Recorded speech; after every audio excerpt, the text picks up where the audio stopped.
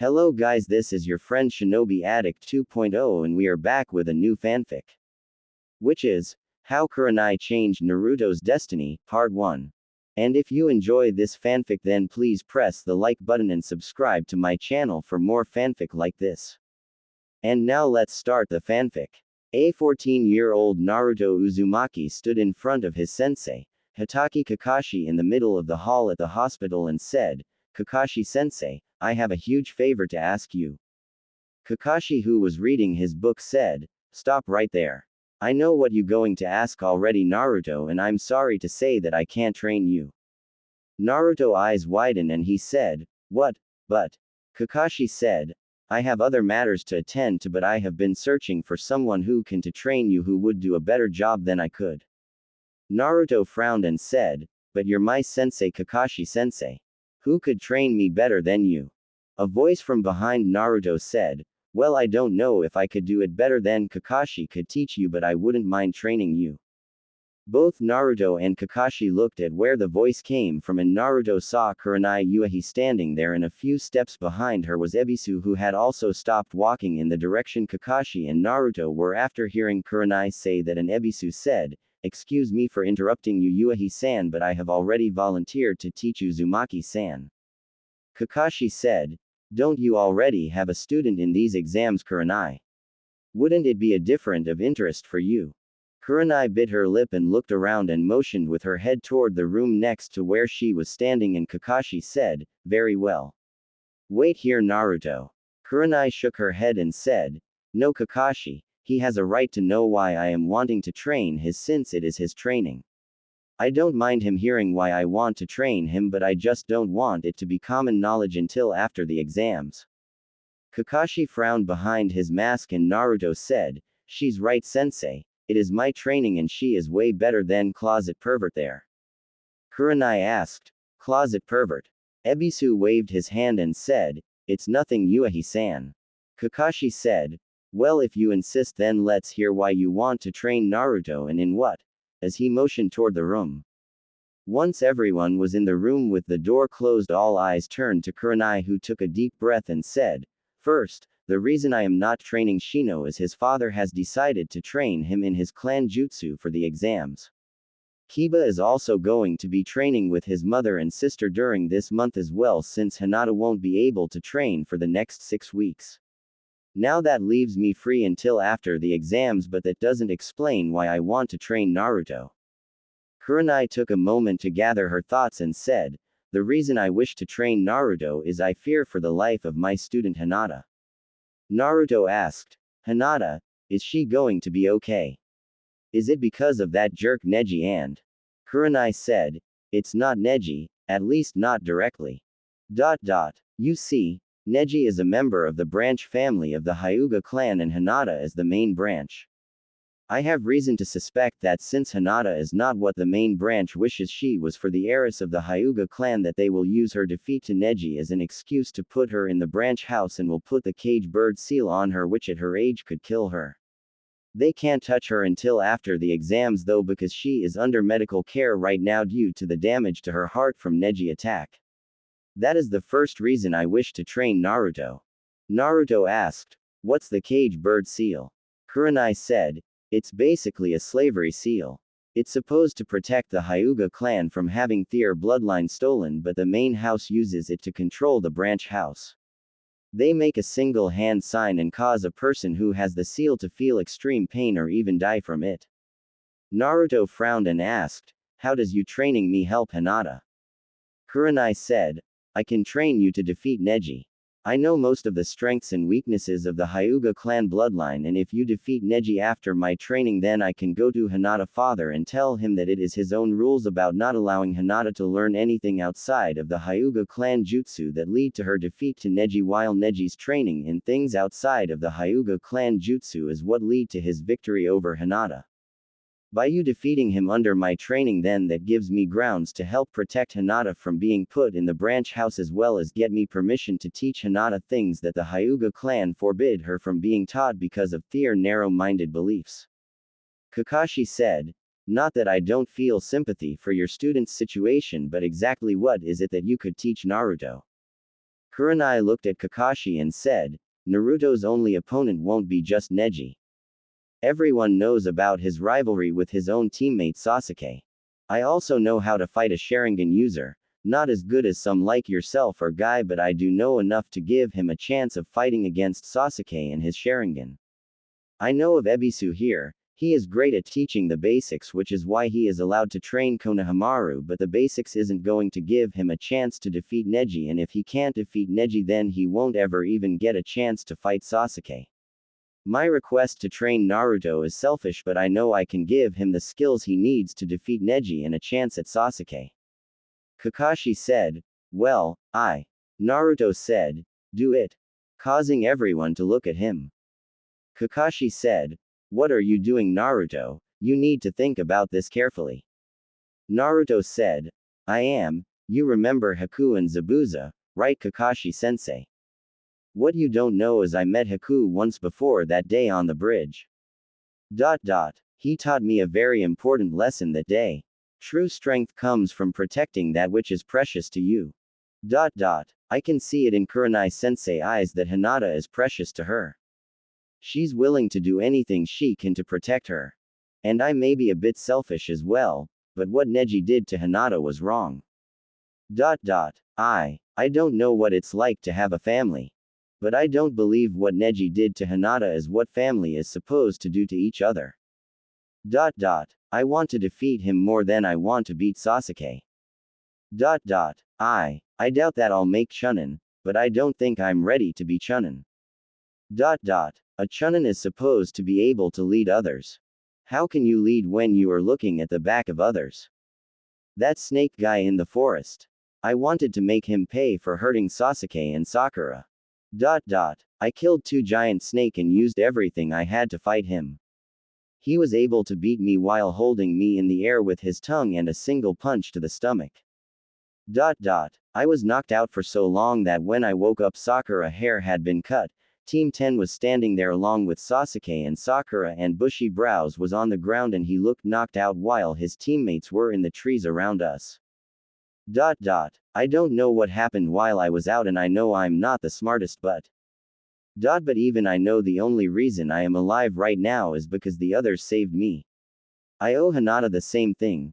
What kind of Hokage would I be if I wasn't willing to protect the people of Kohoa? No matter if they are my teammates or some weird girl who always passes out when she talks to me.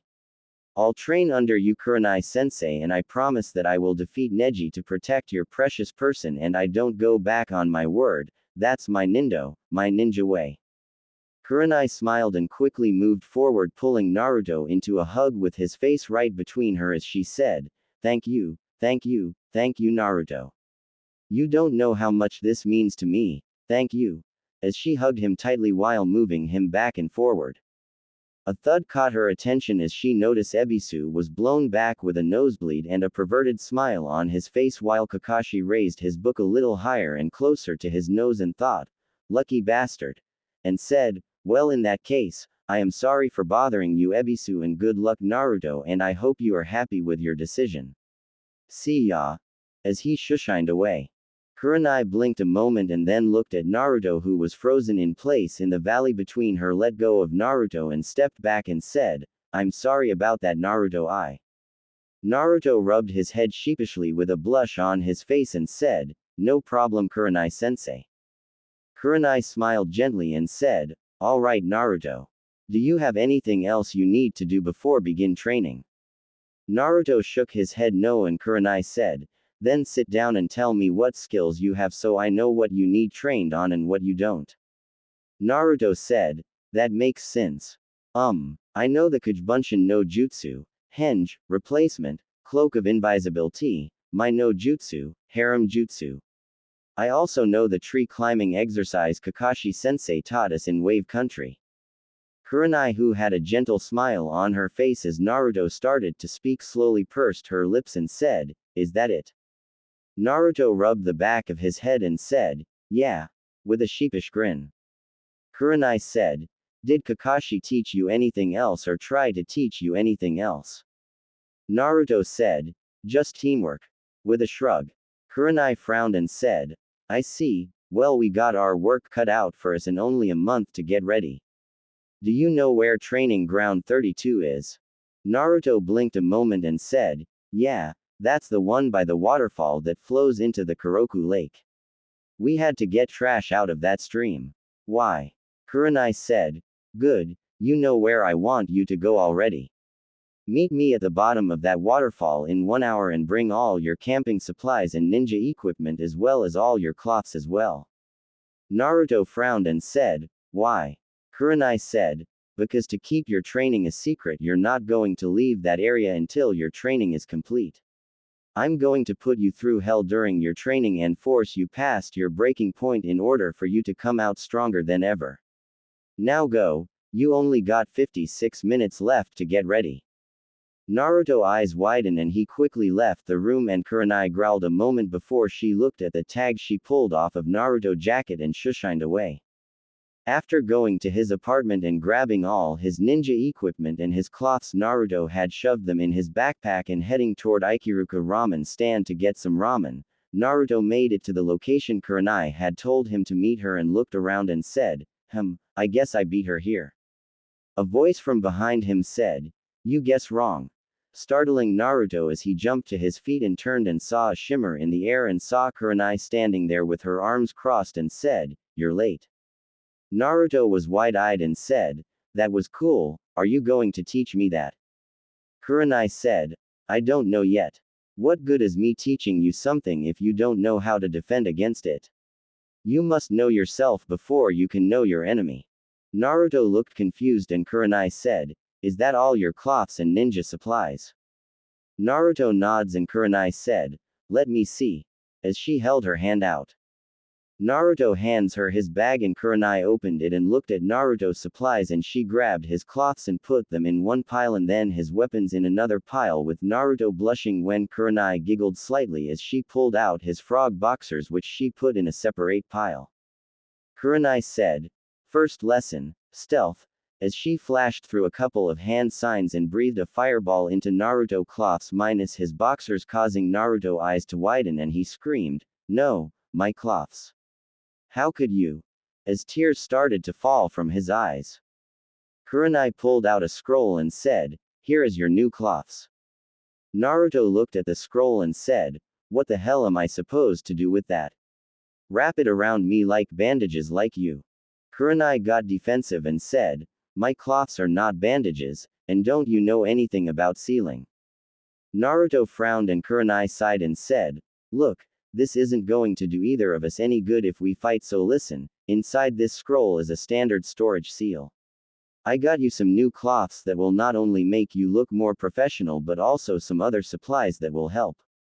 Just take this behind a tree and channel chakra into the seal and out will pop out your new supplies. Now go. You're wasting both our time. Naruto took the scroll and said, no peeking lady. As he walked behind a tree and Kurenai blushed and thought, that was so wrong. A few minutes later Naruto came back wearing a pair of black pants that had built-in weapon pouches, a fishnet shirt with a gray shirt over it. Kurenai said, good. I see I was right about your old cloths being too big for you. Now remember I told you that you must know yourself before you know your enemy, right? Naruto nods and Kurenai said, when you fought Kiba I saw you use your Kage Bunshin. What do you know about the Kage Bunshin no Jutsu?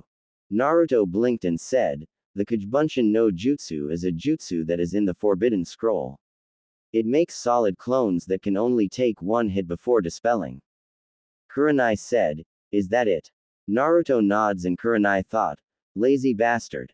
And said, the Kage Bunshin no Jutsu divides the chakra of the user evenly between himself and each clone you make. That is part of the reason it is in the Forbidden Scroll. If a person uses it too much or stupidly it could cost them to die of chakra exhaustion, causing Naruto to pale slightly and said, but I use it all the time with no problem. Kurenai said, that is mostly because of that. Now I said the chakra problem was only part of the reason it was a kinjutsu. The other reason is because whatever a Kage Bunshin learns is transferred back to you and any other Kage Bunshin you created when dispelled. That makes it a great jutsu for scouting. Naruto's eyes widened and said, really, but? Kurenai held up her hand and said, "Let me finish. Now, I can tell you didn't know this before, and that means that all this time you could have been making great strides in becoming a better ninja has been wasted because you didn't know yourself." Naruto frowned as he heard that and thought, did I really just waste all this time so far? Why didn't anyone tell me? Kurenai, seeing the look on Naruto's face, said, "Assumption is the biggest mistake people can make, Naruto. I bet nobody told you about that before because they figured you'd read about it when you took the Forbidden Scroll." Naruto looked down and Kurenai said, "But we can work on correcting that mistake now, so watch." As she walked out onto the water near the waterfall and said, "This is also a chakra control exercise like the tree climbing exercise. Too much chakra and you will blow off, not enough and you will sink. What I want you to do is use what you think is half your chakra to make as many Kujubunshin as you can and have them begin to practice this exercise." Stop. Causing Naruto to stop before he could finish putting his hands together. Kurenai said, "Wait until I finish speaking before you make them.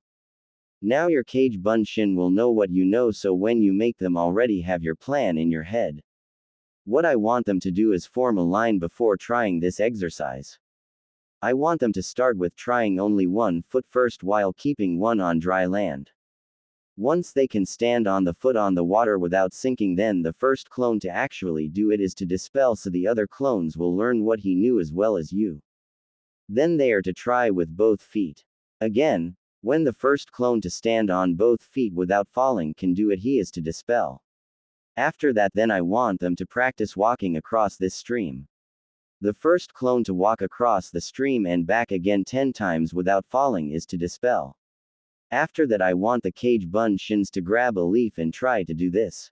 As she put a leaf on her left hand and start to channel chakra, causing the leaf to float. Naruto was wide-eyed and Kurenai said, "This is the leaf floating exercise. Too much chakra and the leaf will blow off, not enough and it won't move. When a clone can get it to float above your hand for 10 seconds, he is to dispel. Then the clones are to try and keep it there for 1 minute. After they can keep it there for a minute, that one is to dispel, and then the clones are to try the other hand, same rules for 10 seconds and then 1 minute.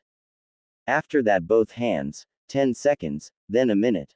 After that, the clones are to try tree climbing with one leaf in one hand up and down the tree 10 times while floating the leaf. Then the other hand 10 times before floating the leaf, then both hands for 10 times. After that, same thing on water with one leaf on one hand for 10 times across and back, and then one leaf on the other hand 10 times across and back.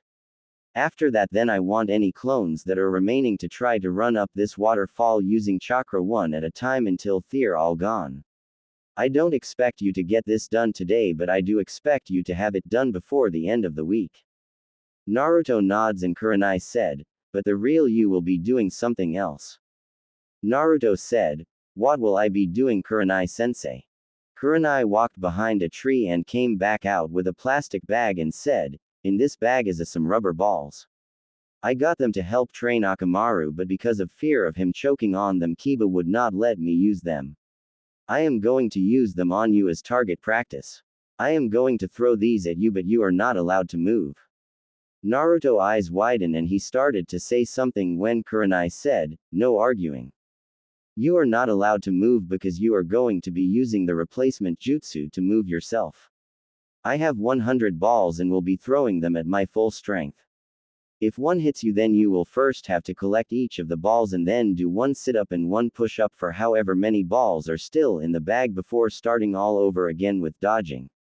We will do this until you can dodge the entire bag of balls. Now create your Kujubunshin, it's time to train." Naruto nods and put his hands together and said, "Kujubunshin no jutsu." Kurenai's eyes widened as nearly 200 Kujubunshin appeared and thought, "Holy shit, how much chakra does he have?" Shaking herself out of her though, Kurenai saw the clones were starting to practice and she smirked before throwing a ball at Naruto, nailing him in the nods, and Kurenai said, 99 sit-ups and push-ups, Naruto." Naruto grumbled as he rubbed his nose and began to do as told. Several hours later, Naruto was groaning on the ground and Kurenai said, "That's good for now, Naruto. I'm surprised your clones are still going. Now I want you to gather firewood and I'll be back in an hour with food. Keep your clones going until they are all gone or out of chakra. You just rest after getting the wood though. See ya in an hour. By the way, good job so far. Naruto groaned and said, why is it always my nose? As he stood up slowly. Kurenai giggled and walked over and said, because your body is sore enough already from first your battle with Kiba this morning and using so much chakra, but here, this will make it feel better. I'm proud of you. As she kissed his forehead causing Naruto to go wide-eyed and blush. Kurenai giggled seeing this and said, now go. If you got time to blush you got time to train. As she shushined away. Naruto stood standing there for several minutes until the memory of one of his clones returned to him and he shook his head and began to gather firewood. When Kurenai returned she saw Naruto had started a fire already and was sitting by it and she saw the Kujubunshin had dropped drastically in numbers since she had left and thought, they must be running out of chakra finally. Naruto who was looking at the fire asked in a soft voice, why did you kiss me? Kurenai who was in thought judging Naruto clones blinked and said, what was that? I didn't catch it.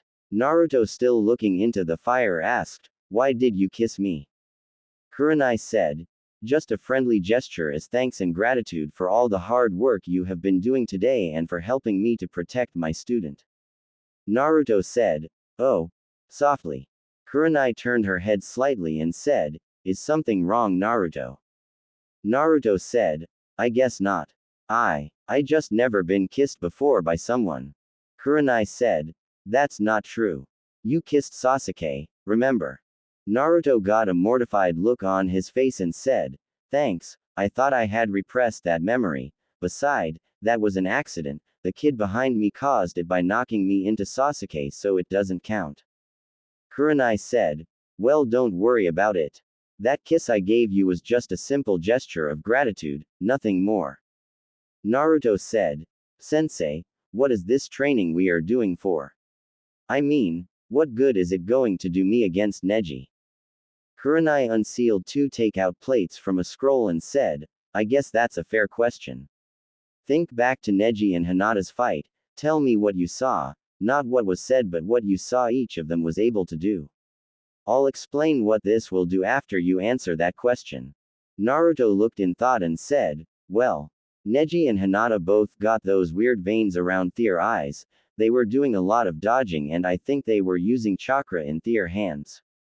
Kurenai said, we will need to work on your observation skills sometime. But you are somewhat right if only barely.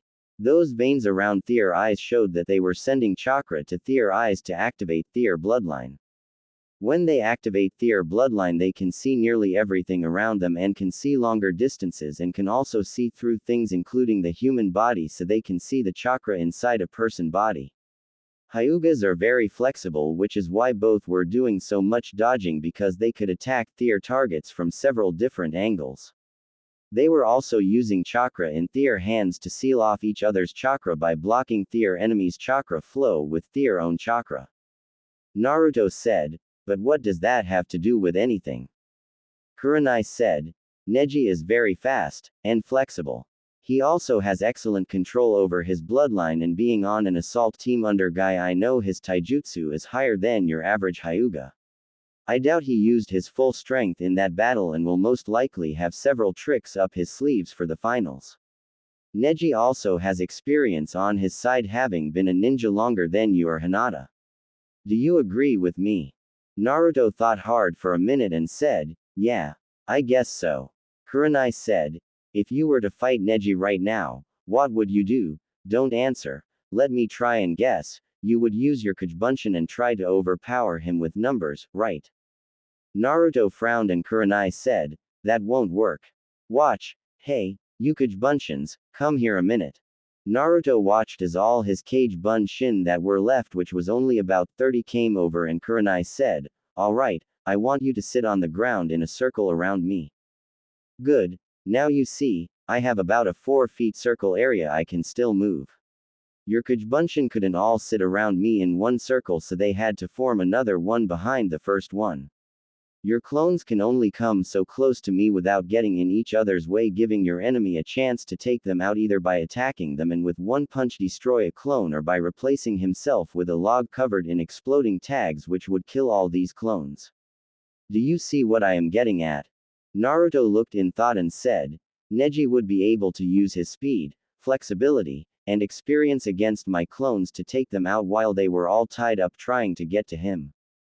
Kurenai said, Exactly. Naruto got a worried look on his face and asked, Then how am I going to be able to defeat him to save Hinata? Kurenai said, By increasing your chakra control you will be able to use your chakra better for more jutsu, and by mastering your jutsu like the replacement you and your clones won't be getting hit as much, so you won't have to replace them as much. That is what I am teaching you right today. Now the real you eat up and all the cage bunshin go back doing what you were doing before. After you eat Naruto, I'm going to tell you about some of the battle situations I have found myself in, and I want you to tell me what you would have done in those situations, alright? Naruto said, Hi sensei. As he took the plate from her and began to eat while the cage bunshin went back to training. After Naruto finished eating he said, Sensei, I think there is something wrong with my chakra. Kurenai asked, What do you mean? Naruto said, Well, one of my cage bunshin decided to get ahead of the others and tried to do the tree climbing with the leaf floating while the others are trying to get water walking with both leaves, and well, it was like I never even done the tree climbing exercise before, even though I learned to get up the tree in wave. Kurenai frowned and looked in thought and said, Naruto, how often do you practice the tree climbing exercise since you first learned it? Naruto frowned and said, None. Why? Kurenai said, Naruto, for normal ninja, chakra control exercises should be done a couple of times a week. You though don't fall in that category. Naruto bit his lip and asked, Do you hate me for Kyuubi? As he looked away nervously. Kurenai smiled gently and said, No Naruto. I saw the Kyuubi when it attacked and I can tell the difference between you and him. You are nothing like the fox. Naruto smiled a small smile and said, Thanks Kurenai sensei. Kurenai said, Your control could have just slipped from not practicing it enough to compensate for your reserves growing. You really should have at least 50 cage bunshin every day, practice some form of chakra control for you to keep it in good shape. Did you finish the water walking exercise I told you clones to do? Naruto thought a moment and screamed, Hey, sensei wanted us to do them in a CERTIAN order, no cheating, get back to work you bastards. The next morning Naruto woke up to a bucket of water being poured on his head, causing him to sputter and scream, What the hell sensei? Kurenai said, I have tried to wake you up for the last 10 minutes. Breakfast is ready. Naruto grumbled quietly to himself and grabbed the plate that Kurenai was offering and began to eat and said with his mouth full, What are we doing today? Kurenai frowned and said, First, don't talk with your mouth full, it's disgusting. Second, tell me what your clones got done yesterday. Naruto thought a moment and made sure his mouth was empty and said, They got the regular water walking down and got the leaf floating exercise down with both hands, but they tried to do the leaf floating with water walking or tree climbing and they didn't get more than a couple of feet before all dispelled or ran out of chakra. Kurenai said, Then same as yesterday, create your cage bunshins and have them practice on chakra control while you practice dodging my throws, but today instead of me standing in one spot throwing them at you I will be attacking from different locations. We will stop at noon and I'll go get lunch while your clones continue to work and you will sit here and rest until I return. Naruto bit his lip and said, Last night you didn't exactly tell me what exactly is this training going to do. Kurenai sighed and said, Naruto, I'm not going to lie to you, so I'll just be blunt. There is no way between now and the finals you can get fast enough to get inside of Neji guard to attack him unless you're willing to take a lot of damage that could cost you the match. There is also no way you can get enough flexibility to outmove him either in less than a month. What I am hoping to do is to take an experimental jutsu I created for when I spar with Hinata to keep from having my chakra shut off and have you take it to the next level. A lot of the work will have to be done by you to figure out the best way to use it for you. I could tell you everything I know about the Hyuga, their fighting style, and their bloodline and then let you figure out your own way. Naruto frowned and said, so you don't have some kick jutsu that will instantly let me win against Neji? Kurenai said, no. All I have is my own experience and that jutsu I mentioned that lets me reduce the damage I take from Hinata when I spar with her. If you want to cancel our agreement and find you someone better, I'll understand. Naruto said, why would I do that? You have taught me more in a few hours than Kakashi-sensei has in 6 months. It would be cool if you had a one-hit code jutsu that would let me instantly win, but I learned a lot of things on that mission to Wave. Things are not what you always believe they are. An enemy today could be an ally tomorrow. Teamwork can overpower a stronger enemy. The most dangerous weapon a ninja has is their mind. Emos come in all sizes, and Senbon needles hurt like a bitch. Kurenai laughed at the last one and said, sounds like that mission was very interesting. Naruto smiled softly and said, yeah, hey, sensei. I got a question. Kurenai said, I hope I can answer it for you. What is it? Naruto said, well, Iruka-sensei was always yelling at me about my no jutsu. Kurenai pursed her lips and said, I can understand why. That henge is degrading to women. Naruto frowned and said, but it's not a henge. Kurenai blinked and said, what do you mean? Naruto said, well. I got an idea in the middle of battle with Zabuza. He had Kakashi-sensei trapped in this water prison jutsu and he was standing on top of a lake and had some water clones attacking us while he held the jutsu. I got the idea that if I could get close to him then I could free Kakashi-sensei, but since I couldn't walk on water like he could, I got the idea of flying over the water, so I created a couple of cage buns to help distract everyone and I used my no jutsu, but instead of imagining myself as a woman I imagined myself as a demon windmill shuriken and had my cage bun toss me to Sasuke, who actually threw me at Zabuza, who jumped over me, and once I passed him I released the jutsu and threw a kunai at his back, forcing him to defend himself and freed Kakashi-sensei. A henge isn't real. So how is it that Sasuke was able to throw me as a shuriken?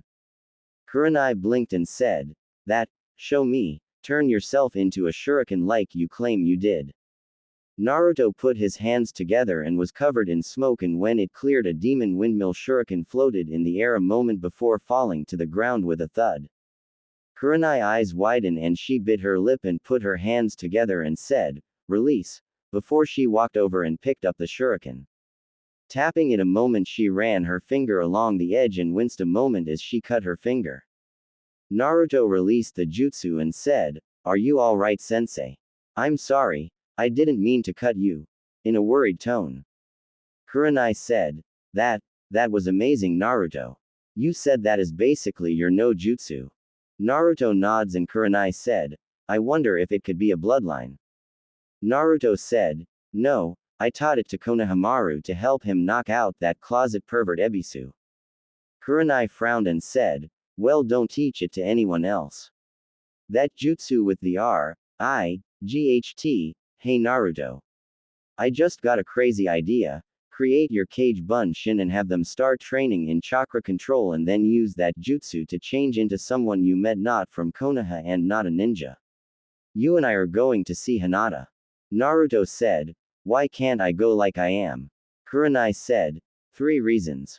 The first is your training is supposed to be secret, the second reason is to see how long you can hold that jutsu, and the final reason is to see if anyone can tell it's not real or figure out how to dispel it as we walk through town. Naruto asked, but why do I need to see Hinata? I mean, shouldn't I be training also? Kurenai said, well, Hinata might appreciate seeing you come and wish her a quick recovery, plus I want Hinata to try and use her bloodline to test my theory. Naruto shrugs and put his hands together, and when it cleared there stood Tazuna, who said, call me Tazuna.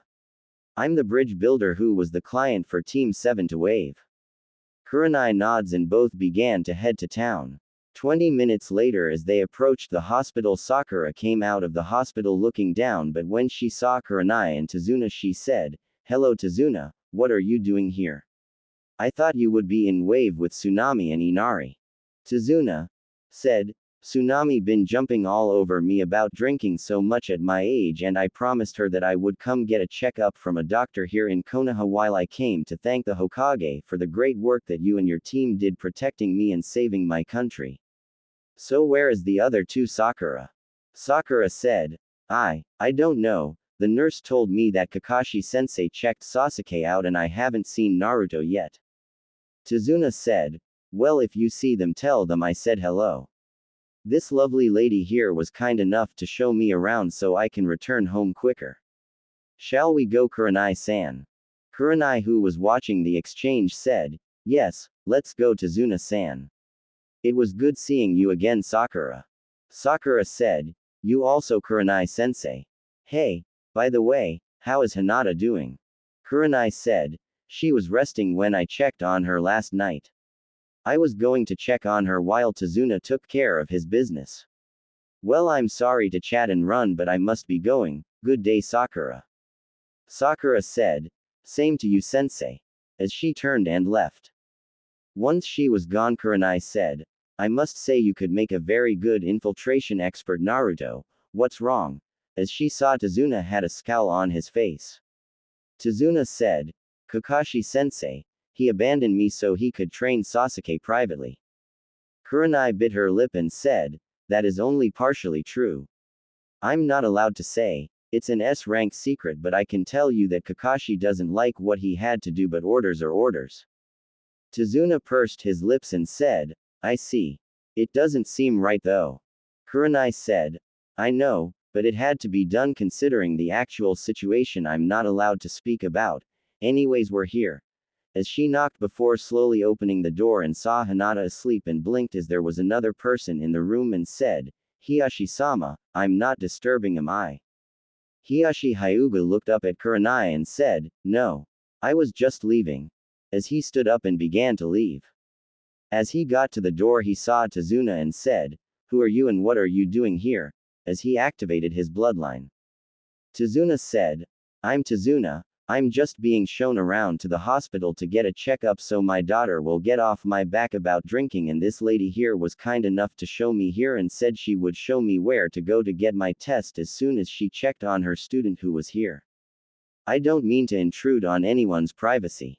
I'll just be on my way. Thank you again for your help, miss. I'll just ask a nurse or someone to show me where to go to get a checkup. Goodbye. As he turned and started to leave. Hiyashi said, stop right there, Uzumaki. Tazuna froze in place while Kurenai was cursing in her head, and Hiyashi turned to Kurenai and said, what is the meaning of this, deception, Yuahi? Kurenai started to say something when Tazuna said, can we speak somewhere more private, sir, and I can explain. Hiyashi nods and motioned toward the room next to Hinata and Tazuna, and Kurenai walked in and Tazuna was covered in smoke, revealing the real Naruto, who said, who are you exactly? Kurenai said, this is Hiyashi Hyuga-sama Naruto, he's Hinata father and the head of the Hyuga clan. Naruto face scrunched up as he looked at Hiyashi and said, I see. I don't like you. Kurenai eyes widened and hissed, Naruto, show Hiyashi-sama some respect. Naruto looked at her confused and said, why? Kurenai said, because he's. Naruto said, I know, the head of the Hyuga clan, Hinata father, and he's also one of the council members. I recognize him from one of the times I was brought into the council chambers after one of my pranks, but I don't see why he should be respected. Hiyashi said, I should be respected because. Naruto said, I'm not talking to you. I'm talking to her. Interrupting Hiyashi. Kurenai was shocked hearing Naruto say what he was saying to Hiyashi face, and Hiyashi said, if you do not stop this insolence I will. Naruto said, what? Put the cage bird seal on me like you do the branch house. Call me a failure, a weakling, attack me. Take a number. What makes you different than the people in the branch house? I heard the cage bird seal is supposed to be used to protect your clan's bloodline, then why doesn't everyone in your clan have it? Why only the branch house? Why have the seal design where it can be used to torture or kill the person who has it? What makes them different than you? Hiyashi said, I don't have to answer to you. Naruto said, and I don't have to answer to you. You know I'm right. There is no difference between you and the branch house, you just want to cause pain and suffering while forcing someone to suck up to you and kiss you. To think, you're probably going to put it on your own daughter. Funny, Konoha hates Itachi Uchiha for killing his own family, but you're doing the same thing, bastard. Kurenai said, that's enough, Naruto. Forgive him, Hyuga-sama, he's. Hiashi said, right. Causing Kurenai eyes to widen and Naruto to blink. Hiashi sighed and said, I hate how things are in my clan, but there is nothing I can do. Naruto said, I thought you were the clan head. If you don't like it, change it. As if it was the simplest thing in the world. Hiashi said, I am the clan head, but I am also only one man against my clan elders, and I have to do what is best for my clan. Naruto frowned and started to walk toward the door, but when his hand reached the handle and said, if you can't change your entire clan by yourself, then change things for one person. That one person could then help you shoulder some of the load to help another. All it takes is teamwork and the desire to protect that which is precious to you. If you really care about your daughter and your family, then prove it. Kurenai sensei, since he saw through my jutsu, I should get back to training. Thank you for observing my testing of my new jutsu. Tell Hinata I said hi. As he walked out and closed the door. Hiashi looked at the now closed door and after a few minutes looked at Kurenai and asked, what was his purpose here earlier? What were you trying to do? Kurenai said, I wanted to check on Hinata to see how she was doing. As for what he looked like, I'll tell you if you can answer how you knew it was him first. Hiashi said, he has a unique chakra network that is way different than everyone else's that works around that. I have seen it enough over the years to be able to recognize it, though that was the only way I could tell he wasn't him, and if it wasn't for my Byakugan then I wouldn't have even known. Kurenai nods and looked in thought and said, it was a test to find out the true extent of a jutsu that he created that we all seem to have misjudged, you know, his famous no jutsu. Hiashi frowned and said, I am aware of that henge, why? Kurenai said, it appears that it is not just a henge but an actual shapeshift. Hiashi eyes widened slightly and said, really, are you sure? Kurenai said, so far all the tests I've suggested seem to suggest that, though I don't know what all you can do to test something like this. Hiashi said, I see, are you training him for the finals? Kurenai looked at Hiashi and said, what could I teach him that would give him the advantage against your nephew? The only thing I've taught him is water walking to help him with his chakra control, since Kakashi taught him tree climbing and the academy taught him the leaf balancing exercises. Other than that, all he is doing is reviewing his own jutsu inventory, trying to understand them better and to use them quicker, which is why when he showed that jutsu I started to tell him how degrading it was to women. When he informed me about how he used it on a mission his team took, that piqued my interest.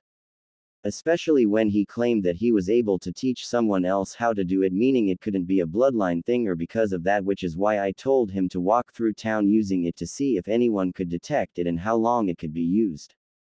I have not done anything that could be considered stealing your clan's secrets or knowledge that I may have acquired by teaching your daughter. Just helping a student refine his own skills that he already has, as well as chakra control. Anything else he comes up with is his own design. Hiashi nods and said, very well. See that you don't. As he turned and walked toward the door. After he was gone, Kurenai let out a breath, and a puff of smoke behind her drew her attention and saw Naruto sticking to the wall, and he said, wow, that actually worked.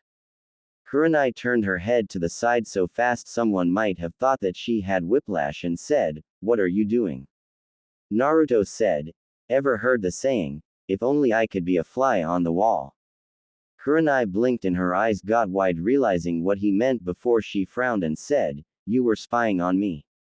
Naruto said, no, I wanted to make sure that you weren't trying to trick me into failing the exams so that you could use that as a favor to protect Hinata.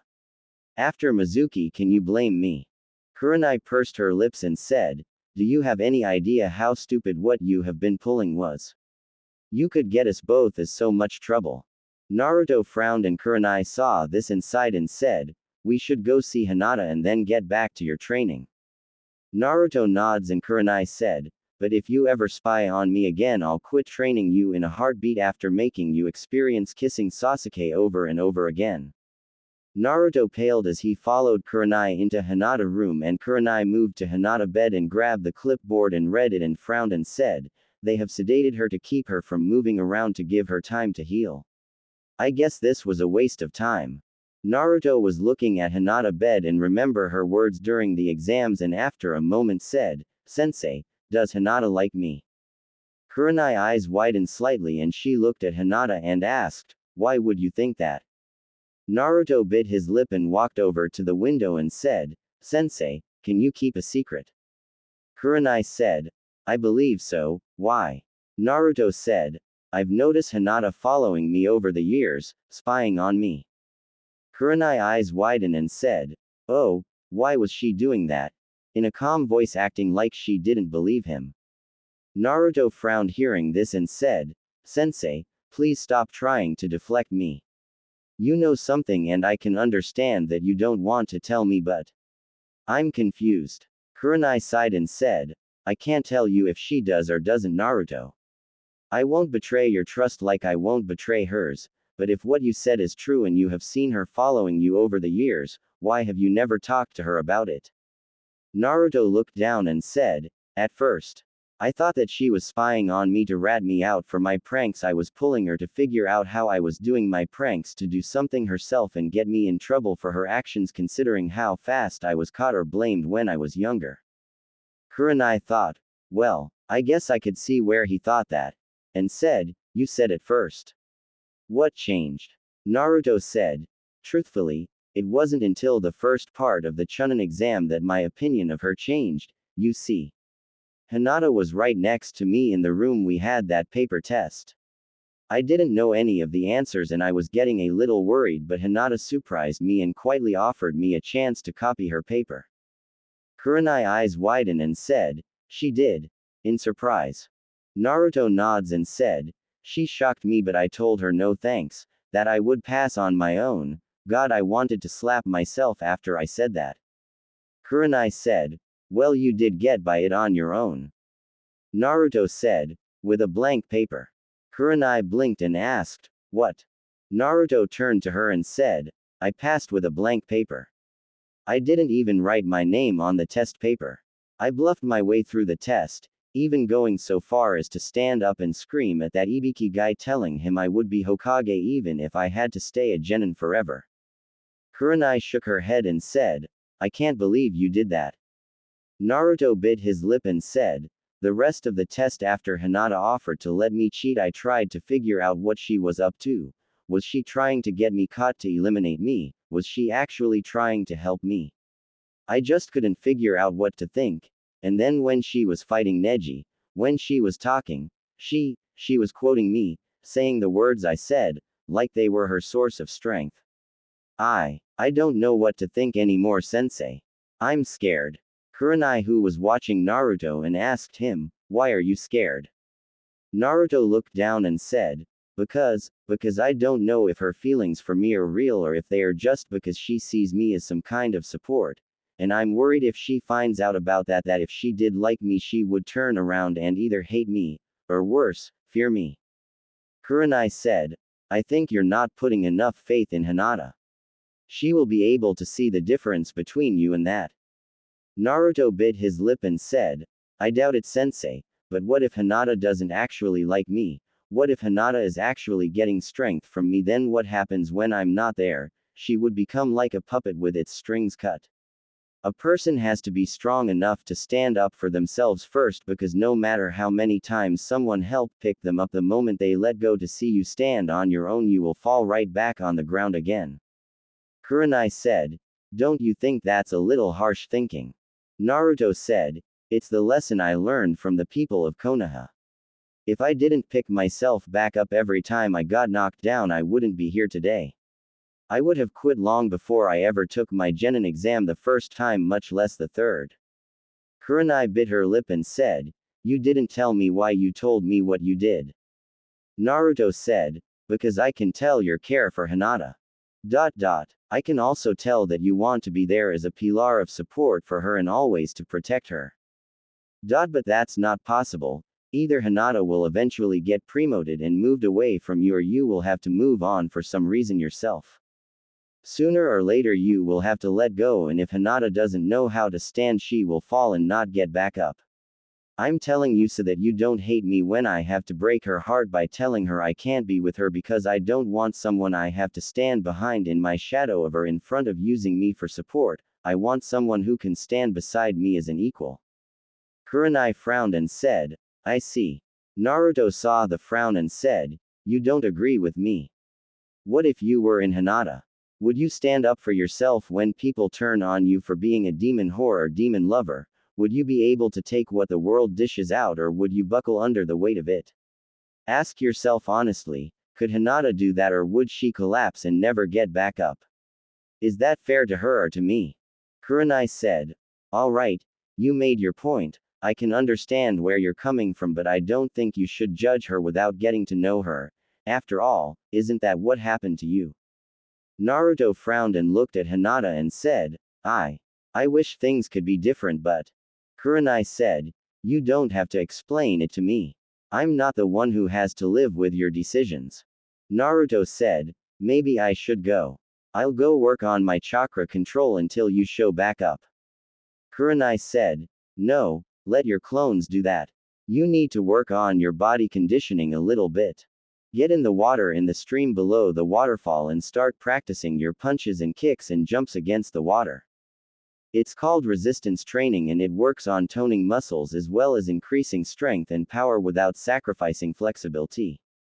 If your Kage Bunshin are able to complete all the Charka exercises, then switch the leaf for a small stone and repeat the process, going with getting more and more heavier things.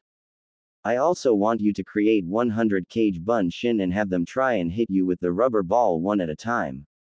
I want you to replace yourself with a Kage Bunshin that doesn't have a ball so that it takes the hit. When you are resting from resistance training, I've got something I've got to look into for the next few days, so your training will be your own until I can meet you. I want when we meet again for you to show me your improvement in using replacement as well as your chakra control and physical training. I also want you to come up with at least 5 complete battle strategies that can be used in battle against each person still in the exams with the current knowledge and skills you have. You're not going to be handed a victory on a silver platter, you're going to have to earn it. Naruto nods and said, is there anything else, Kurenai-sensei? Kurenai thought a moment and then took a look at Hinata and said, know yourself, Naruto. I want you to explore every possibility you can with all the jutsu you know. Naruto nods and Kurenai watched him leave and sighed to herself. Naruto, after leaving the hospital, frowned and thought, maybe you're right, sensei, but I just don't want to be hurt by those who are supposed to love me. It scares me. Could my parents have been like Haku's dad? Could they have hated me for the Kyuubi and abandoned me? That's why I don't ask Gigi who they are now that I know about Kyuubi.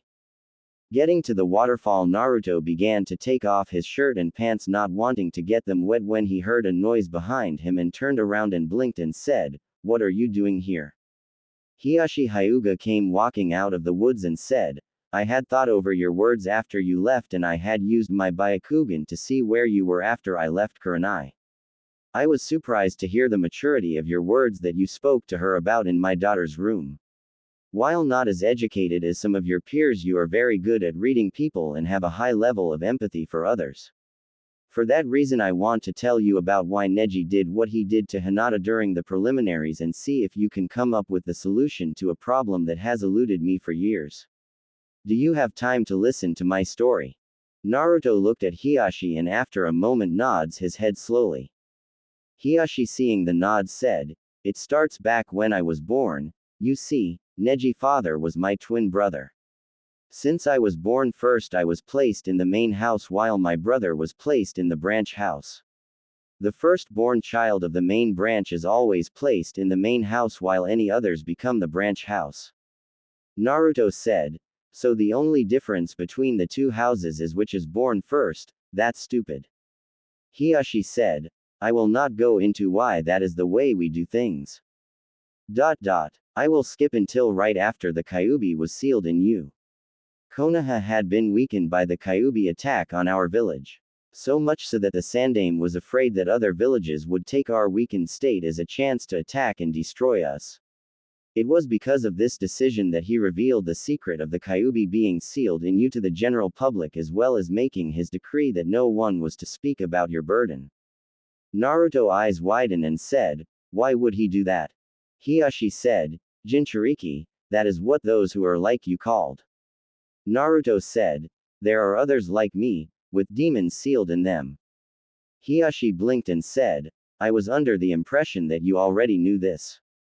Naruto frowned and said, "Well, I didn't learn about it until what happened with Mizuki. I figure since you're on the council you know all about that event." Hiashi nods and Naruto said, "Well, after that Iruka-sensei and Jiji made sure I realized I wasn't the Kyuubi, and Jiji told me about his law and that he wanted me to have a normal childhood as best as he could. But anything else he might have been willing to tell me that night I didn't really want to talk about because, well, it raises a lot of questions on a personal level one don't want to go into about."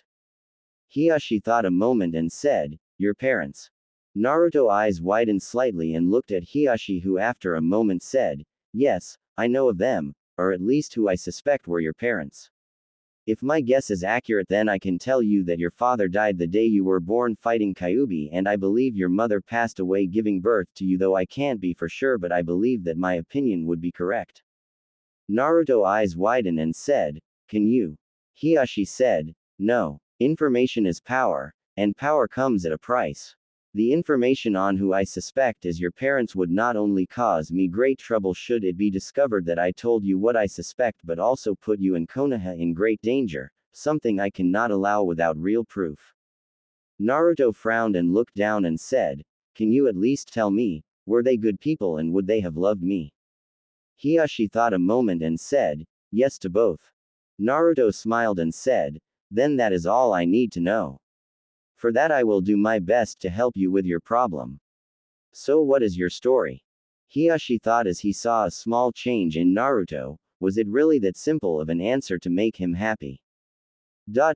I suppose with the hardship of life, knowing that you are loved, even by the dead when you did not know before, would give you strength.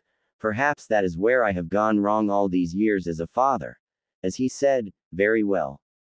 About 3 months after the Kyuubi attack, Kumo decided that since Konoha was damaged as badly as we were, as well as the fact winter came early causing our resources to reach their limit, that it would be a good time to attack Konoha, and war started. Naruto was listening said, "So my sacrifice was for nothing then?" Hiashi said, "No, your sacrifice saved Konoha, because without the delay you gave us then Konoha would have been destroyed and more villages would have attacked us besides Kumo." Naruto sighed and said, "Then I guess I can accept that." Hiashi said, "I will skip until Hinata's 3rd birthday." Kumo had declared they wished to end the war and sent several ninja as well as one of their top Junin to come sign the peace treaty. It was a day of great joy in the village, but the Hyuga clan did not go because, as I said, it was Hinata's 3rd birthday. That night a masked individual broke into our clan compound and kidnapped Hinata. As he was making his escape with her, I discovered him and killed him to rescue my daughter. The masked kidnapper was the Kumo Junin who signed the peace treaty. Naruto's eyes had widened as he heard this, and Hiashi said, "Kumo said that Konoha did not want peace and only wanted a chance to kill one of their top ninja and wanted the head of the man who killed their Junin, me." Naruto asked, "But what does this have to do with anything?" Hiashi said, "My brother, he was killed in my place since he was my identical twin. He was Neji's father." Naruto thought a moment and said, "So Neji blames Hinata for his father's death because his dad took your place, that is why he did what he did in the exams." Hiashi nods and Naruto said, "Neji a idiot." Hiashi's eyes widened and said, "How dare you say that?" Naruto interrupted him and said, "Blames an innocent 3-year-old girl who could not defend herself against a Junin-level enemy ninja. No offense Hiashi, but I can't respect Neji or feel sympathy for him, because if I did then that would be like me saying that it's alright for me to kill everyone in Konoha who made my life bad because of the Kyuubi." The people didn't chose for me to have the Kyuubi in me, and I didn't chose it, just like Hinata didn't chose to get kidnapped and Hinata didn't chose for her uncle to take your place either. What Neji did was a disgrace to everything I believe in and what I believe all the Hokage believed in. Hinata was not only a fellow Konoha ninja, she was also his family. My sensei says those who don't follow the rules are trash, but those who abandon their comrades are worse than trash. I also believe that true strength comes from protecting that which is precious to you, and I believe that family is the most precious thing there is. The people of Konoha are family, and as ninja of Konoha we are tasked with protecting them with everything we have. Neji is a disgrace in my eyes. I will not only kick his, but I'm going to show him exactly how wrong he is. Hiyashi pursed his lips as his face went neutral and said, "Goodbye," as he turned and left. After Hiyashi left, Naruto turned to go back to the river to begin training when a female voice said, "You know, I think that was the most emotional I have ever seen him." Naruto turned to his right and saw Kurenai standing on a tree limb, and Naruto said, "How long have you been there, sensei?" Kurenai said, "Long enough. Naruto, I know you believe that if you believe in yourself that anything is possible. And you have enough conviction to make others believe in you also. But if you don't have the skills to back up your beliefs and convictions, then you will end up looking like a fool. Have you thought about how you're going to pull off not only a victory against Neji, but now you go and claim you're going to show him the error of his way? Something his uncle, clan head, couldn't even do. I don't know if you realize it, but you're putting your dream of one day becoming Hokage on the line here. If you fail to keep your word to Hiyashi now, then how will he be able to trust you if you ever get the chance to become Hokage? Every action has a reaction, Naruto. You need to realize that, or you will get caught in a trap and die or cost yourself and your teammates their lives." Naruto frowned and looked down, and Kurenai said, "I'm sorry, Naruto, I shouldn't be so hard on you, but..." Naruto said, "No, you're right. I know I'm an idiot, sensei. I make a lot of mistakes, but I don't know how to do things any other way than the way I do," as he still was looking down. Kurenai bit her lip and said, "Naruto, how hard are you willing to work to have people actually look up to you as a possible Hokage one day?" Naruto looked up at Kurenai directly into her eyes and said, "I'll die to reach my goal." Kurenai looked for any sign of doubt and found only conviction and said, "I had came back to check on you one last time before I started doing what I got to go do. But if that is the way you feel, then the current training isn't going to be enough. I'm going to call in a couple of favors from a couple of friends. You are going to hate me by the end of this month, but you will be thankful as well. Now get back to training like I told you, and when I return I won't be alone. And Naruto, keep your cloths on. The cloths while wet will make you weigh more and help add to your resistance training."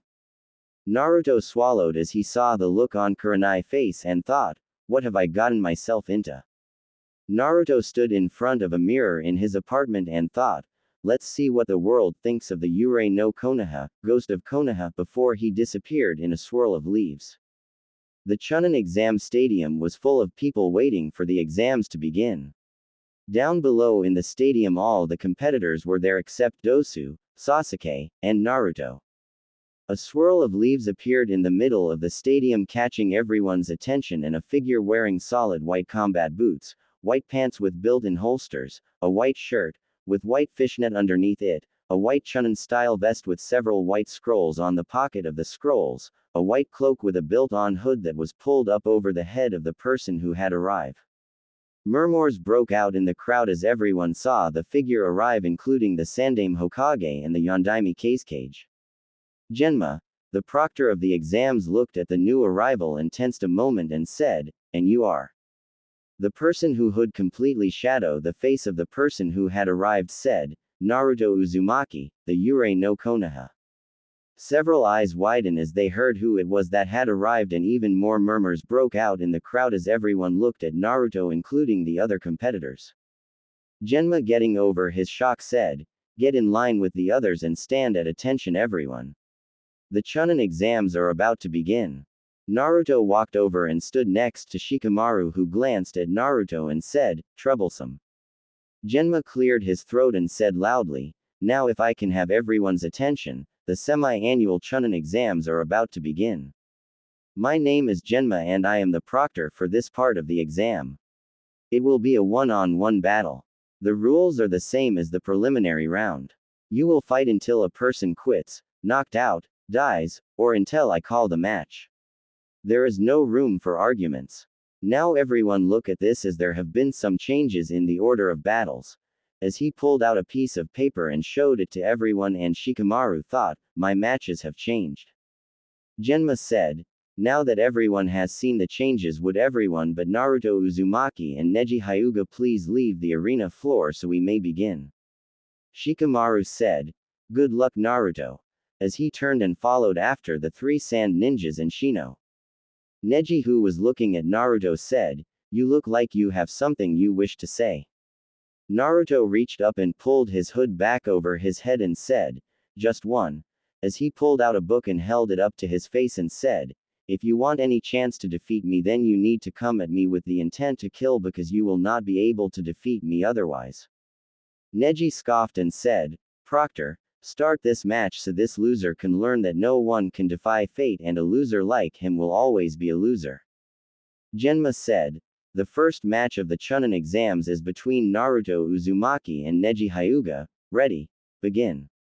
Neji activated his bloodline and said, "Prepare to lose." Naruto, who was still reading his book, said, "You say something." Up in the stand, Sakura slapped her forehead and thought, "Naruto copying Kakashi sensei." Several others were also deadpanning as they heard this. Neji activated his Byakugan and began to charge toward Naruto, but when he got within 15 feet of Naruto, a small explosion detonated right in front of Neji knee, causing Neji to stumble and scream out in pain and shock. Naruto, who was still reading his book, said, "Lesson 1. Observation. A ninja must always look at their surroundings to figure out the best way to use them should they be attacked, as well as for any possible signs of a trap or deception." Neji looked at his left knee and saw it was burned slightly while his pants took most of the explosion, and Neji said, "I see, your act was to distract me from the exploding tag you must have set prior to the exam starting." Naruto said, "Nope. Before I shushined inside the stadium earlier, I have never in any way, shape or form ever set foot in this stadium. That also was not an exploding tag." Neji stood up slowly and tested his weight on his left leg and said, "Then if it was not an exploding tag, then what was it?" Naruto smirked and lowered his book and said, "Now why would I want to explain that to you?" As he closed his book and tossed it away from him on the ground and reached into his weapon pouch and pulled out a Senbon needle and said, "Uzumaki Ultimate Secret Jutsu, 2000 Years of Pain," as he threw the Senbon needle in the air straight up. Neji, who had activated his Byakugan, was facing toward Naruto and was watching Naruto and the needle in the same time when all of a sudden the needle was covered in smoke. Half a second later, Neji screamed in pain as he was felt something stab him in his left cheek from behind. Many people in the stand blinked as they saw this, and Neji reached behind him and pulled out the Senbon needle and glared at Naruto before throwing the needle at Naruto, but the needle disappeared again and he felt pain in his right cheek this time. Pulling out the needle, he glared at Naruto and said, "I figure out your trick. You are using your chakra to direct this needle. My eyes see everything and can see the chakra in it. As long as it is in motion, then you can use your chakra to redirect it," as he stuck the needle in his weapon pouch. Naruto smirked and said, "You really think so? I only have one word for you. Boom." Neji's weapon pouch exploded, sending all his weapons flying as well as causing Neji to scream in pain from the mild explosion that injured his right thigh. Neji was gritting his teeth to endure the pain, and Naruto said, "Tell me, Neji, how will you be able to move fast enough to hit me when your right knee and left thigh are injured?" Neji glared at Naruto and said, "You resort to tricks because you are not skilled enough to defeat me honorably." Naruto said, Ninja Neji. Samurai have personal honor. Ninja have village honor. Besides, so far I have only used a single jutsu to put you in the shape you are in, and I have not even started yet." Neji stood up as straight as he could and tried to ignore the pain he was feeling, and Naruto said, "Remember when I arrived earlier? I called myself the Yurei no Konoha. Do you know why I called myself that? Neji said nothing as he activated his bloodline and Naruto said, let's find out. As he charged at Neji and Neji got into a taijutsu stance and when Naruto was in range Neji shoved his hands forward to hit Naruto, but to Neji and everyone else's shock the blow went right through Naruto who kept moving and Neji thought, Bunshin no Jutsu. Right before Naruto who went completely through Neji body stopped and stabbed Neji in both shoulders with kunais causing Neji to scream out in pain and shocking everyone in the stands. Turning Neji threw a palm thrust at Naruto which went through Naruto body but Naruto threw a punch while Neji hand was in him and the punch sent Neji flying backwards. Everyone was wide-eyed and Naruto said, the reason I call myself the Ghost of Konoha is because over the month break I created a new jutsu I call Ghost Phase. With it I can make any and every part of my body become like a Bunshin no Jutsu where any attacks to me will simply phase through. Neji winced as he pulled the kunais out of his shoulders and said, it doesn't matter what your new jutsu does. You are still fated to lose. Naruto said, yeah, about that. I didn't get the memo so I'm still going for the win. Anyways Neji, I only told you about the part of the jutsu I can do to myself. I didn't tell you about what happens if I apply this jutsu to someone else. As a hand came out of the ground and grabbed Neji's leg and Neji screamed as he was pulled into the ground completely. A few moments later Neji came flying out of the ground with another Naruto holding onto his leg before letting go and going up in smoke. When Neji hit the ground Naruto said, if I had let go of you when you were underground then you would have phased into existence and died instantly with your entire insides being turned into the ground you had been standing on. I can do this with any element. My ghost phase jutsus are the perfect spying and assassination jutsu. Take this for example. The wall of the stadium exploded shocking everyone because the explosion was equal to that of 20 exploding tags. Neji said in a slightly scared voice, what just happened? Naruto smirked as said, that cage Bunshin I created that pulled you under used my ghost phase jutsu to go inside the walls of the stadium and planted several exploding tags. He also placed them in the trees. Just then the 3 trees exploded destroying the trees and after the dust settled Naruto said, you see Neji. You can't touch me. I could just as easily put an exploding tag inside you as I did those trees or walls. Neji got a scared look on his face and Naruto said, you told Hinata during the match you had with her during the preliminary round that a loser will always be a loser. You sprouted of shit about fate claiming that no matter how hard anyone fights against their fate they will never be able to change their fate. I bet you believed that you are fated to win this match, right? Neji said, yes. You are fated to lose today and no matter what you think or do you will never be able to defeat me. I don't care what kind of jutsu you got. I will defeat you. Naruto shook his head and said, I thought so. That is a way of thinking that will cost you and others their lives. You think that because you are considered a prodigy in your clan or rookie of the year or kunoichi of the year or even if you are an elite junin that you cannot be defeated. My sensei is Hatake Kakashi, also known as Sharingan no Kakashi, the copycat ninja, who is said to have copied over 1,000 jutsu in his life. On my team's first C-rank mission outside the village we encountered A-rank missing ninja Zabuza Momochi. Kakashi-sensei got arrogant because of his Sharingan. He got his beat by Zabuza and trapped in a water prison jutsu. Zabuza after capturing Kakashi got arrogant because he was a Junin and my team was made up of 3 genin. Sasuke and I were able to work together as a team and was able to not only attack Zabuza and his Mizu Bunshin, but also freed Kakashi-sensei. Your arrogance has blinded you to the truths of the world just like Kakashi-sensei and Zabuza were blinded by Tier. Neji glared at Naruto and said, and what truth is that loser?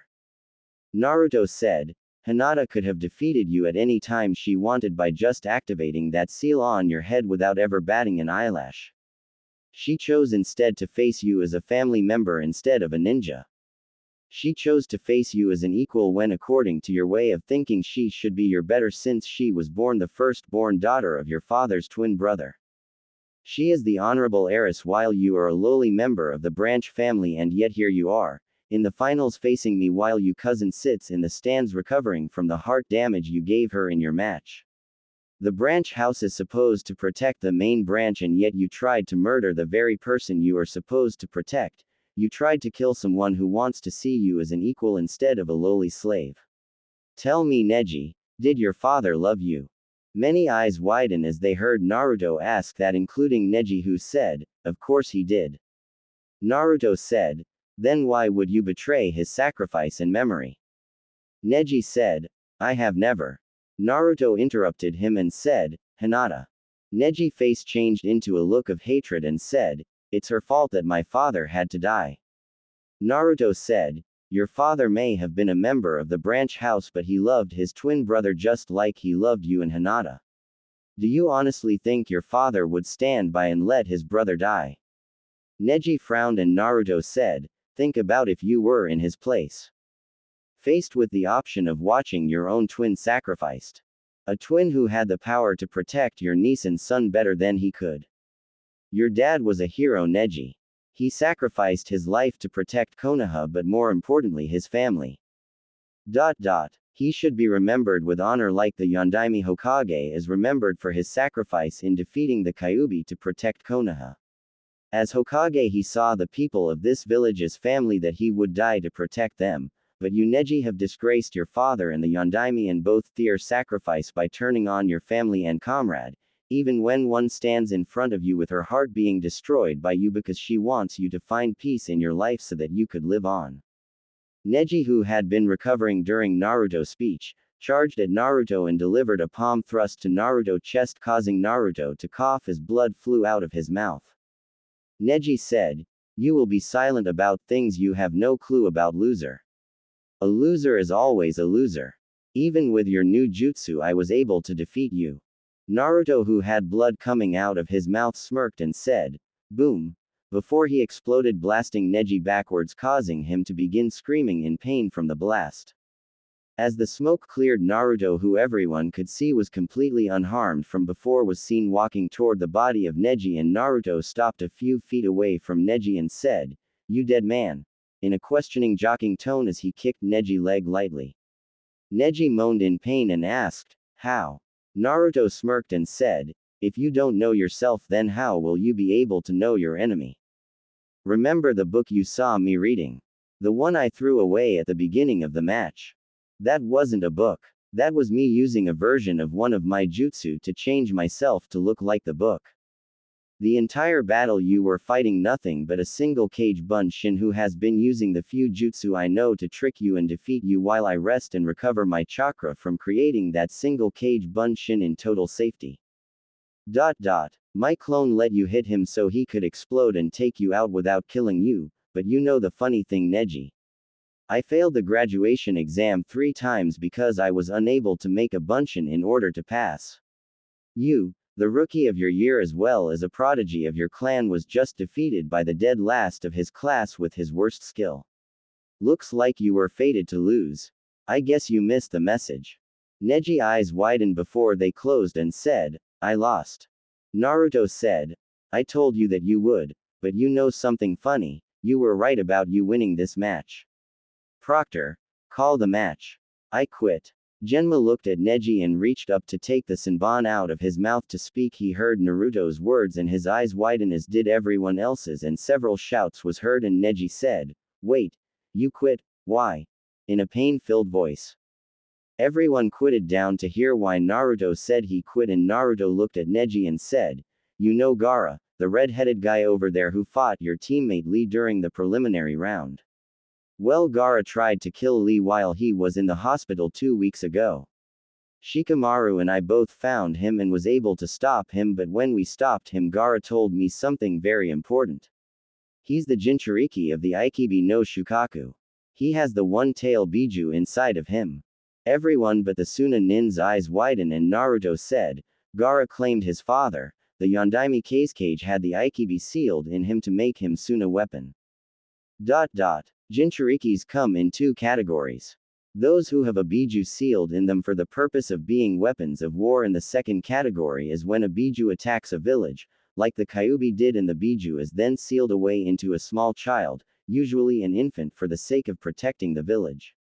One Jinchuriki is used as a sword and one is used as a shield. Neji said, "How do you know about Jinch, whatever that word is?" Naruto closed his eyes and said, "Gaara is a sword, I am a shield."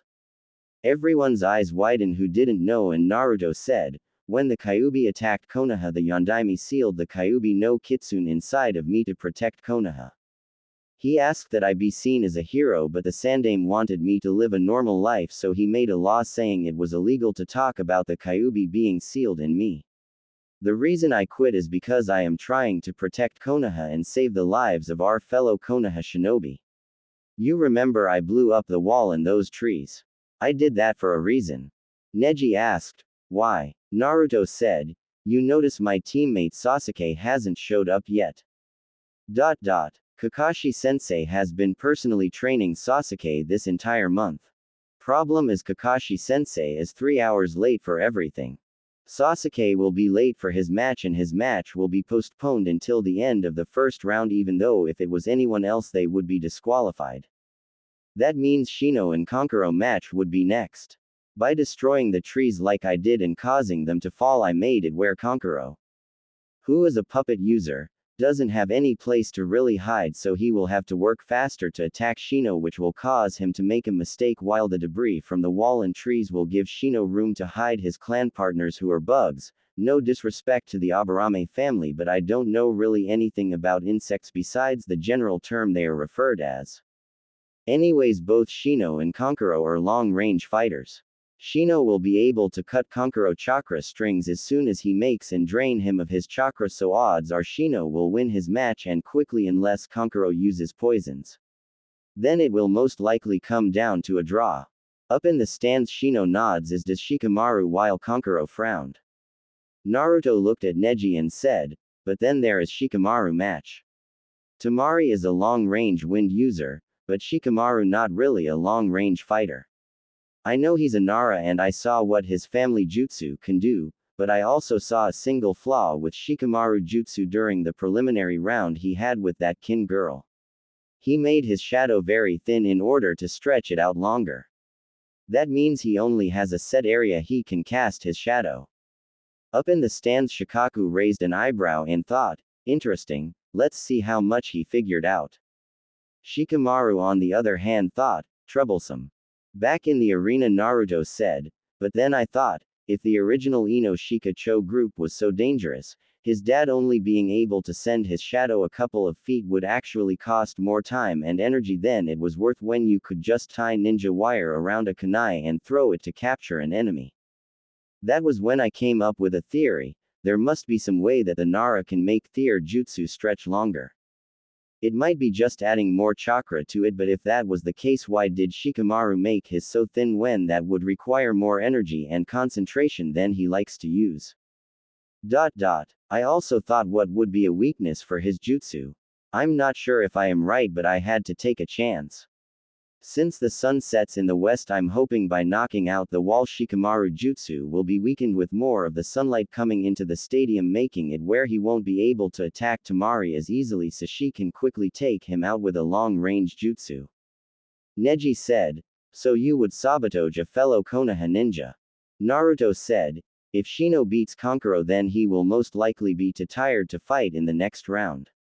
If Shikamaru somehow beats Tamari, then he will also be too tired for another match. In that case, with both of them now knowing about Gaara having the Aikibi in him, they will forfeit their matches against him. With both Shino and Shikamaru matches going so much quicker thanks to me changing the field, then Sasuke will be disqualified and Gaara will win. Tamari and Kankuro won't fight their brother, so Gaara will win the tournament without ever fighting anyone, so he won't have a chance to kill anyone during this tournament." Neji said, "But if you're one of those Jinchuriki, then why don't you fight him?" Naruto said, "You have no idea what you are asking. Battles between Jinchuriki should be far away from civilians and villages. Jinchuriki are thought of weapons of war for a reason." Neji. Iwa has 2 Jinchuriki, the Yonbi and the Gobi, who are sealed inside the sons of the Nadaime Tsuchikage. Kumo has 2, the Hachibi and the Nibi. One is sealed inside the brother of the Yondaime Reikage and the other is sealed in his niece. The Sanbi is sealed inside the Yondaime Mizukage. Gaara up there has the Ikibi and he is the son of the Yondaime Kazekage. I have the Kyuubi sealed in me by the Yondaime Hokage. If you notice, all the Jinchuriki are related to the leader of Thier village in some way to help form loyalty to Thier home village. Odds are I am somehow related to the Yondaime or one of the other Hokages and I bet I'm not the first Jinchuriki of the Kyuubi Konoha has had. I mean think about it. The Shadaime fought the furball and then it disappeared until the day I was born. You can't kill them so odds are it was sealed in someone or several someones who were related to the Hokage in some way and odds are the reason the furball attacked the village is because the person it was sealed in died releasing the bastard.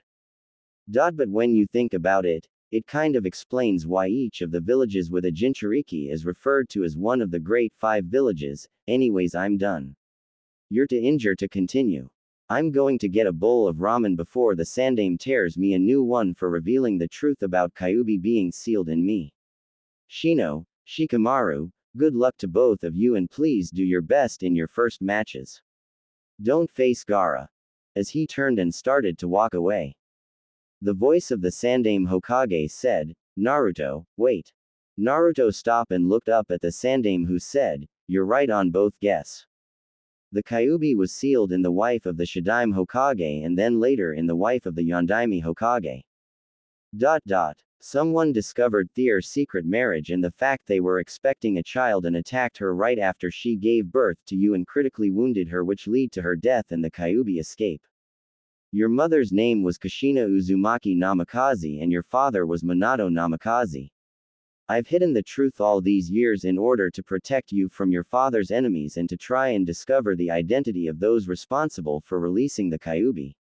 I had planned to tell you the entire truth when you became a Chunin but after seeing your new jutsu and you revealing your burden your life will be in the same danger it would have been in if everyone knew who your parents were.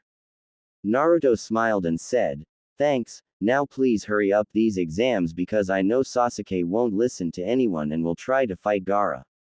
As much of a pain in the Sasuke tem as he's still my teammate, besides, all the fangirls will most likely commit a mass suicide if he got killed just so they could be with him again. Konoha needs our fangirls. Neji choked and said, why? Naruto looked at him and said, in the event Konoha is ever attacked, fangirls are used as cannon fodder and enemy communication disruptors. All the guys in the stands began to nod in agreement before several screams and shouts of Naruto name was heard causing Naruto to pale before he said, see ya. As he shushined away. Hiruzen sighed and said, Genma, proceed. If Sasuke not here in 2 minutes then disqualify him. Genma said, right. As he ignored the shouts of disagreement. Naruto phased up inside of the chair Hiruzen was sitting in before placing a note he had in his hand inside of Hiruzen's palm before phasing back into the ground. Hiruzen blinked as he felt a piece of paper appear in his hand and turned his hand sideways and read. Gigi. Suna and Odo have allied together. Enemy ninja outside the walls, around 1000, Kazekage fake, it's Orochimaru. Placed 3 exploding tags inside him. He had some weird sword inside him I took also. Send your guard to your office to get your pipe if you want me to use my ghost phase and Kage Bunshin to take out the ninja outside the walls. Inside your pocket is a Kage Bunshin hanged as a scroll. Pull it out and give it orders and he will activate the tags in snake face if you are attacked. Hiruzen bit his lip and reached into his pocket where he felt the scroll and said, capture when possible, as he crushed the scroll in his pocket. Naruto was leaning against a building when he got the memories of his scroll Kage Bunshin and thought, be careful Gigi, before he shushined away. The Sandaime Hokage was looking at the match down below between Shikamaru and Temari and said, I was surprised when your middle son forfeited Kazekage-san. He's nothing like his elder brother. The Kazekage blinked and said, you mean sister, right Hokage-san? Hiruzen said, no, I was referring to your other son. The one you had before you became Kazekage. I understand why you can't publicly claim him but still, even you can feel pride in what he has done instead of what your middle son has done. Right. The Kazekage said, yes though, I rather not talk about it, Hokage-san. Hiruzen smirked and said, of course, but tell me, what do you think of Naruto's new jutsu? The Kazekage said, impressive. Hiruzen said, yes, it truly is a very impressive jutsu. I mean, after he left, he came and gave me a message in my hand. He claimed he found a missing ninja hidden somewhere in the village and he used his ghost jutsu to place exploding tags inside of the missing ninja. The Kazekage tensed and said, really, how interesting. Hiruzen said, yes, he even told me he took something of great value from the missing nin and is just waiting for my orders to kill him. The Kazekage said, and what was it that he took? Hiruzen saw Shikamaru capture Tamari and he said, the grasscutter sword, my former student. The Kazekage tensed and said, what do you mean? The next moment there was an explosion outside of the village walls and both the Kazekage and Hokage tensed and Hiruzen smirked and said, it appears that Naruto is taking care of your army, Orochimaru. The Kazekage doesn't have a third son. That was a test to see if what Naruto told me is true. Now if I was you, I would retreat before the exploding tags he placed inside of you goes off. The Kazekage reached up and pulled off his face, showing Orochimaru, who said, you are a fool, Sensei. Naruto voice said, no, he's not. Before Orochimaru felt something grab his leg and Orochimaru fell through the floor, but before his head came through, his body became solid along with his two bodyguards' heads. On the underside of the cage box, Naruto stood along with two cage bunshin holding the body of Orochimaru and his guards that had became separated from their head before jumping up through the floor again holding them. As he landed back in the cage box, Hiruzen and the guards there tensed before Hiruzen saw the state Naruto cloths and body was in, and he quickly moved to Naruto's side ignoring the three headless bodies and said, are you alright, Naruto? Naruto, who had several cuts along his arms and legs, said in a pain-filled voice, I was able to take out about 3 dozen ninja before they realized they were under attack. It was a group around a large summon circle and the guards surrounding them. That explosion was me taking out the summon circle. I'll be fine. The furball is good for something.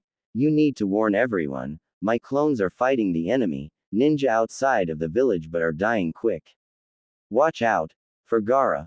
Before he passed out but was caught by Hiruzen. Hiruzen frowned and said, radio, take Naruto to the hospital for immediate medical care and stand guard over him until I personally relieve you. Don't let anyone tell you otherwise. Radio, the ninja assigned to guard the Sandaime said, hi Hokage-sama, as he grabbed Naruto's limp body before shushing away. Hiruzen quickly moved to the front of the cage's box and said, may I have everyone's attention? Tamari and Shikamaru both stopped fighting and everyone looked up at the cage's box, and Hiruzen said, we have just received word that Suna is about to be attacked by the Hidden Sound Village. The Kazekage has left to take charge of his forces to deal with this threat to his village. All Konoha ninja are to immediately prepare to aid our ally Suna. A puff of smoke beside the Hokage showed an Anbu in an ape mask who said loud enough his voice carried over the entire stadium, Hokage-sama, the Kazekage has been killed by S-rank missing ninja Orochimaru and his body has been taken by sound ninja who are preparing to attack the village. Naruto Uzumaki is currently engaging the enemy. Hiruzen turned to the crowd and said, the Chunin exams are hereby cancelled. All Suna and Odo forces spread word about the death of the Kazekage and the attack on our village. Chunin, begin invasion protocols. Anbu, move to the walls and prepare the counter-offensive. Junin, protect the Vips and the village and eliminate any threats. I'll be moving to take care of Orochimaru myself. Move. Several sound ninja immediately jumped to their feet but were killed by Konoha and Suna ninja, though the last were looking confused and unsure at first. Hiruzen, seeing the fighting begin, moved to Orochimaru head when a chuckle was heard and the mouth of Orochimaru head opened and another Orochimaru appeared and said, hello Sensei. Hiruzen frowned and said, my former student, how far have you fallen to create something like that? As he moved into a defensive stance while quickly shedding his cage robes showing his armor underneath. Orochimaru said, it appears even without the 9 tails warning you were prepared for me. Hiruzen said, indeed I was. Why are you doing this? Orochimaru said, because I can't stand peace. Peace is an illusion that causes the world to stagnate. Only when the world is in motion can the world evolve. It is unfortunately that I had to shed my body in order to rid myself of those explosive notes, and the loss of my sword is a minor inconvenience but nothing that will cause me too much trouble. Hiruzen said, we shall see Orochimaru. Prepare yourself. As he charged Orochimaru. 2 days later, Naruto slowly opened his eyes and found himself in a hospital room and blinked and said, what's happened? As he tried to clear his head. A voice said, Naruto-sama. Just rest, and Hokage-sama and the doctors will be here shortly. Naruto blinked and saw an Anbu in a bear mask and said, Anbu. What's going on? Bear said, the Sandaime will explain everything when he arrives shortly. All I can tell you is that it has been 2 days since the Chunin exams, and I have been given orders to make sure you stay here and are not disturbed until Hokage-sama arrives, which will be shortly. He also gave orders that you are not to speak with anyone until he speaks with you. My teammates are notifying the proper people. Naruto frowned and said, then if I'm not supposed to talk to anyone, why did you talk to me? Bear said, professional courtesy. Naruto pursed his lips and said, I just know you have a damn smirk behind your mask. Bear said nothing, and Naruto sighed and said, can we open the curtains? I want to see the village with my own eyes. Bear said nothing or made any move, but when Naruto tried to get up, Bear quickly moved and placed his hand on Naruto's shoulder, stopping him, causing Naruto to pout. A few minutes later, the door to the room opened and the Sandaime walked in, and Naruto's eyes widened and said, are you alright, Gigi? As he saw Hiruzen had his arm in a sling. Hiruzen said, I'm fine, Naruto. Anbu, please leave, but make sure we are not disturbed or spied upon. Bear disappeared in a puff of smoke, and after a few moments Hiruzen walked over to the bed and said, how are you feeling, Naruto? Naruto frowned and said, sore.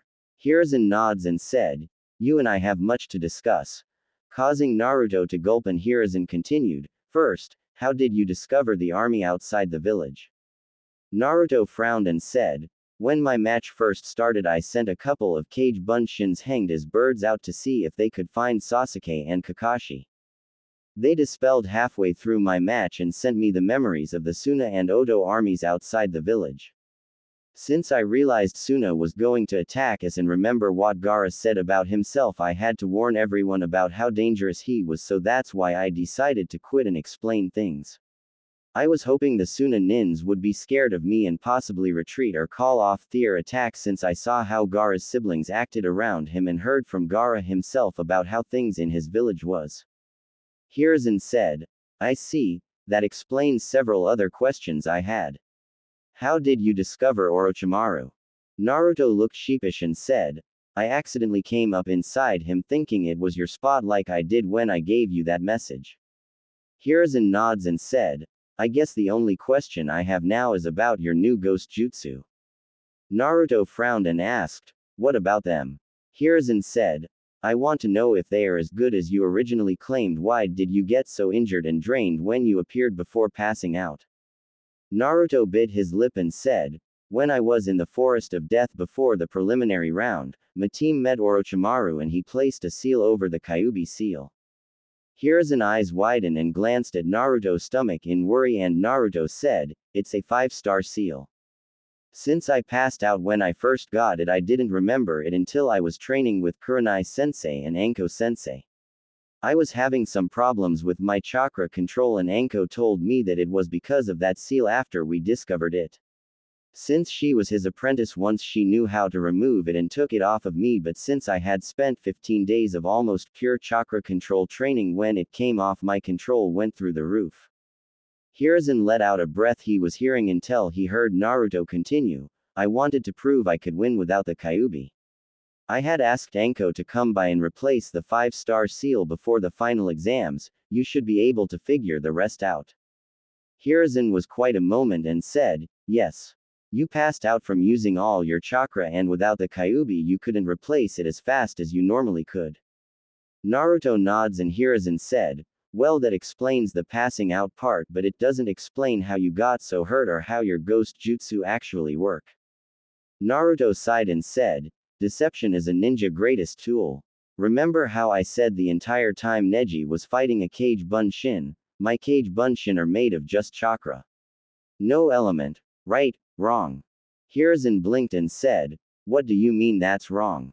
Naruto said, Kurenai sensei explained the difference between knowing a jutsu and mastering a jutsu. I found out through a lot of trial and error that a Kage Bunshin is actually made up of air. Hiruzen blinked and said, I don't seem to follow what you mean. Wind chakra is used to make.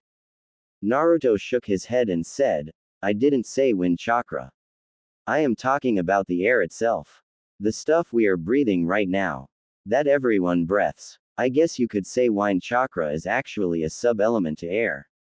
When you make a Kage Bunshin, the air that is in the spot it is created is pulled in and trapped in the body, while whatever extra chakra that's left over is dispersed back into the air, which is what the smoke is from. Hiruzen nods and said, I think I see where you are going with this. So if a Kage Bunshin is actually a clone made of air, how is that related to your ghost jutsu?